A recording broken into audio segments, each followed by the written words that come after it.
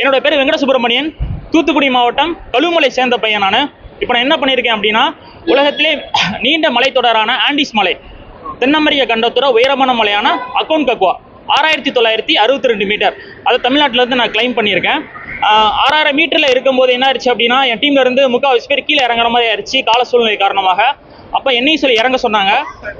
அப்போ எனக்கு தோணுது ஒன்று தான், நான் ரொம்ப ரொம்ப ரொம்ப நடுத்தர குடும்பத்திலேருந்து வந்த பையன், பெரிய கனவோட சென்னைக்கு வந்த பையன். அப்போ என்னை நம்பி சமீரா குரூப், கோரமண்டல் இன்டர்நேஷனல் அப்படிங்கிற பெரிய பெரிய கம்பெனிஸ்ல நம்பி ஸ்பான்சர்ஷிப் பண்ணியிருந்தாங்க. இதே மாதிரி பசங்களுக்கு ஆப்பர்ச்சுனிட்டி கிடைக்கிறது ரொம்ப பெரிய விஷயம். அந்த ஆப்பர்ச்சுனிட்டியை உடச்சிடக்கூடாது, நம்ம எப்படியாவது ஏறி கண்டிப்பாக சாதனை படைச்சாகணும் அப்படிங்கிற ஒரு மனசுக்குள்ள இருந்துச்சு. மீதி இருக்கிற 962 மீட்டர் ஏறி நம்ம கொடியை வந்து நம்ம பறக்க வச்சேன். அதுக்கப்புறம் என்னோட தீம் என்ன அப்படின்னா, கிறிஸ்துவர்களின் புனித ஸ்தலமான ஜெருசேல் அப்படிங்கிற இடத்துல அவங்களோட 10 கட்டளை வந்து கல்வெட்டு பொறிக்க சொன்னாங்க. அதுக்காக உலகத்துல 23 மொழிகள் தேர்ந்தெடுக்கப்பட்டுச்சு.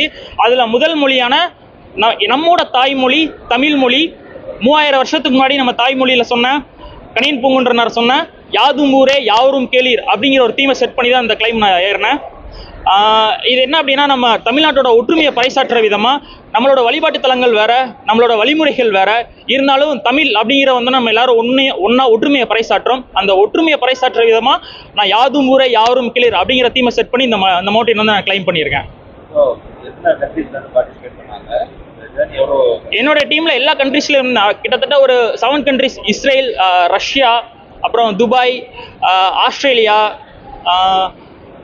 அப்புறம் ஆந்திரால இருந்து ஒரு டீம் வந்துருந்துச்சு, ஒரு பொண்ணு வந்திருந்தாங்க. கிட்டத்தட்ட 7 கண்ட்ரீஸ்ல இருந்து நாங்கள் கிளைம் பண்ணியிருந்தோம்.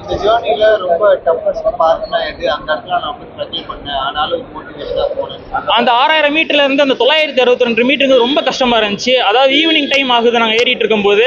அப்போ கிளைமேட் சுத்தமா டவுன் ஆயிடுச்சு.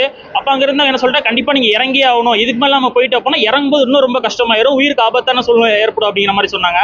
பட் ஆனால் எனக்கு தோணுது என்ன அப்படின்னா, அந்த ஆப்பர்ச்சுனிட்டியை மிஸ் பண்ணிட்டேன் அப்படின்னு எனக்கு இந்த அடுத்த ஆப்பர்ச்சுனிட்டிக்கு இந்த மாதிரி கிடைக்கிறது ரொம்ப பெரிய விஷயம். ஏன்னா கிராமத்துல இருந்து வர்ற பையன் நான் வந்து முத்தமிழ் செல்வி அக்காவை பார்த்து நான் வந்தேன். இப்போ என்ன பார்த்து என் ஊர்ல இருந்து நிறைய பேர் ரெடியா இருக்காங்க, கண்டிப்பா வருவாங்க. ஸோ அந்த இதை நம்ம உடச்சிடக்கூடாது, நம்ம எப்படியா கண்டிப்பா பண்ணி முடிக்கணும் அப்படிங்கிற ஒரு சூழ்நிலை பண்ணி முடிச்சேன்.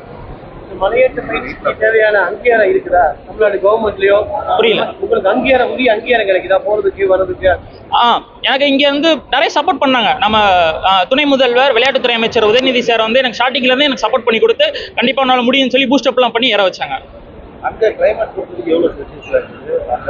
அங்க கிளைமேட் வந்து -35 to -45 வரைக்கும் போச்சு. அந்த நான் குறிப்பிட்ட 962 மீட்டர் சொல்லும் போது கீழே இருந்துச்சு, மேல போக போக ரொம்ப அதிகமா இருந்துச்சு.